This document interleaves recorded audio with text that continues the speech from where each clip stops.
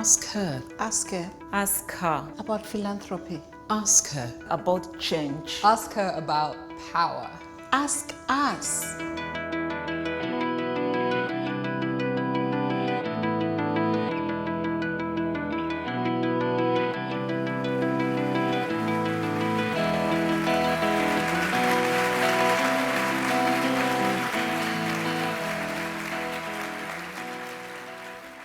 My name is Netty Musanhu. I'm a women's rights lawyer and activist from Zimbabwe. I'm a director of an organization called Musasa, which works to confront gender-based violence and HIV in both the rural and urban areas of Zimbabwe. Let me begin my appreciation to the Stephen Lewis Foundation and partners for giving me and the many victims of abuse and HIV that I represent a voice. Because often they've been silenced and may remain silent forever. As I'm speaking, I'm thinking of that 13-year-old girl in our shelter who was raped by a father and was threatened and silenced until it was too late to terminate her pregnancy. And her silent cry, I want to go back to school. Or that 70-year-old woman chased away, dispossessed of everything she has ever owned, but refused to keep silent, and leads one of our anti-domestic violence clubs in the communities. Musasa in Shona is a name for an umbrella-shaped tree, which traditionally was used as a shelter because it provides cool, refreshing shade for the weary and tired. In the same manner, Musasa as an organization provides relief to survivors of gender-based violence through provision of counseling, legal service, temporary shelter, advocacy. Musasa's work in the area of gender-based violence, and in particular domestic violence, spans over several years. During these years, Musasa has employed various approaches which all center on local communities discovering their own prevention and response mechanisms. Musasa has worked immensely with traditional leaders and local leadership at district and local levels as gatekeepers in tackling retrogressive beliefs, attitudes around issues of domestic violence. In the more recent past, Musasa has intensified its work with religious institutions, targeting both the mainstream churches and the indigenous churches to set up community-based shelter. A good example are the shelters that we've set up with a church called Zion Christian Church, one of the largest churches, indigenous churches in Zimbabwe. The focus of the organization, in line with its current strategic plan, has been improving the quality of our services and making them as widely accessible as possible. This has led to the setting up of the shelters in very hard-to-reach areas. Our work at community level is at the heart of our interventions, with ordinary women and girl survivors of gender-based violence. Ordinary grandmothers who are taking care of orphans resulting from high levels of HIV.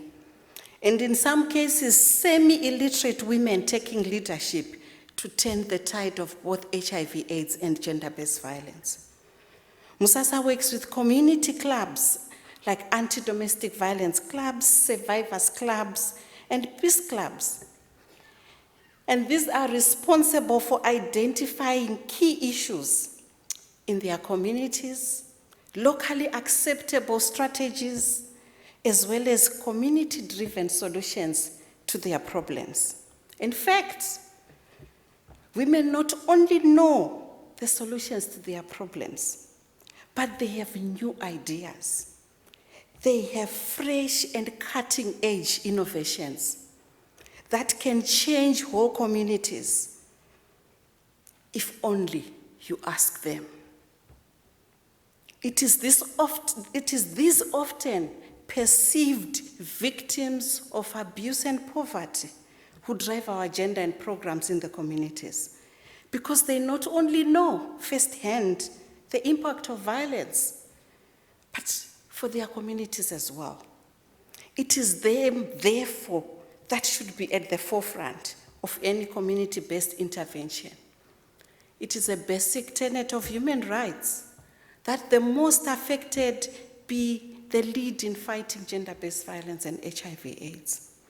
Zimbabwe has made huge strides in turning the tide of HIV in the community through the interventions of these very powerful but ordinary women, girls, and grandmothers in communities. The perception that grassroots women are victims who need charity from the West and are helpless to their situations should be challenged. Whilst we agree that these grassroots women lack financial resources, it does not mean that they do not even understand their problems or even solutions to those problems. Financial resources, therefore, whilst very important, remain but just one of the many means by which ordinary women are making huge strides in their communities. Women are not just therefore waiting for financial support to bring positive changes in their communities. They remain in those communities. They are in these communities and are making the best of their situations. And our work is testimony of their huge contribution to reducing violence against women and HIV in communities. It is widely accepted that changing people's attitudes, behaviors, norms, and practices is a long-term issue, because you are moving people from their comfort zones to unfamiliar territories. We, however, always face serious challenges with partners that expect you to have made impact and changed attitudes in 1 year or even 6 months. There is always a reluctance to fund long-term interventions that bring communities to the center of programs and accept that grassroots women already know their situations, but also solutions to them. Sometimes a lot of resources are put into elaborate monitoring and evaluation systems without much investment into the actual work that is led by women in communities. Additionally, not much time is put into understanding the different dynamics at community levels. Rather, it is sometimes perceived that all African women's issues are the same.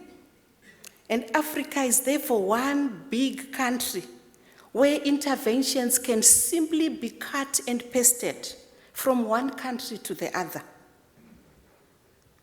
without much regard to our cultural, religious, and economic differences. We have had situations where we are simply told that an intervention has worked somewhere and therefore should be replicated in our context. It is therefore our recommendation that any support, whether financial or material, should have regard to grassroots women's experiences, knowledge, and capacity to influence changes in communities. Direct services to survivors of gender-based violence is at the core of our work as MUSASA. Making a difference to women and girls drives our agenda, both at community and national levels. In 2014 only, our one-stop care and counseling center assisted about 25,000 women and girls presenting with differing cases of gender-based violence. The majority of these clients are young adolescent girls who are mostly experiencing rape and sexual violence within their families. It is these extremely vulnerable women and girls that we target through our direct services. Given the harsh economic situation that the country is facing, as well as the strong religious and cultural practices that perpetuate gender-based violence against women, we have a huge demand of services, which, however, is unmatched with resources available. Oftentimes, you are only provided funding for the actual work, forgetting that grassroots women also need to sustain their families, as well as run offices. How can you have counselors, lawyers putting all their time and effort without any means to do so? For projects to be effective, they need to be supported by the people. And therefore, there is need to invest in us, the frontliners, as well. Some of our environments are not safe. And women human rights defenders like myself are threatened. And therefore, any support should take this into consideration. For example, the donors are only providing support for just a fraction of the survivors, because providing assistance to individual women is not a priority. In fact, oftentimes we are reminded that investing in individual women and girls is not really a flavor of donors. They would rather be associated with the so-called big things like governance, elections, democracy, etc. As if you can make any impact with these big issues without protecting and empowering women and girls. We therefore struggle to maintain and sustain our direct services because that work is perceived unimportant. Sometimes donors come in and help you set up a shelter, and next year they stop funding it and expect that as an organization you can continue without any support. It is these kinds of support that are not empowering to communities and that forever keep women in poverty and abuse. Support which is appreciated is that which appreciates the contributions of communities, as well as ingrain the interventions within the communities so that they can be sustained beyond donor funding. It is these frustrations that motivated us to roll out community-based shelters, where communities, including churches, traditional leaders, are at the center of the interventions. It's communities taking responsibility for the women in their communities and making huge contributions in terms of time, human resource, and material resources. For example, some of the shelters we've set up in the communities were donated to us, with communities only coming in to provide labor and material support.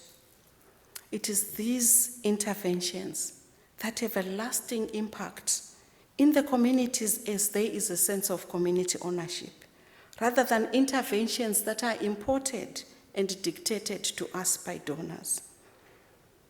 In conclusion, I believe that there is huge potential in investing in African grassroots women, but that support should be empowering and appreciating our differences. Remember, for every child born, there is a woman somewhere dying while he's giving life. For every war won, there is a woman somewhere who has lost a child or whose body has been used as a weapon of war. For every peace agreement signed, there is a woman somewhere who has mobilized men to put their guns down. So as women, we live with the violence. We are the ones infected and affected by HIV/AIDS. We are at the front lines, but we are resilient. If only you can ask us. Thank you.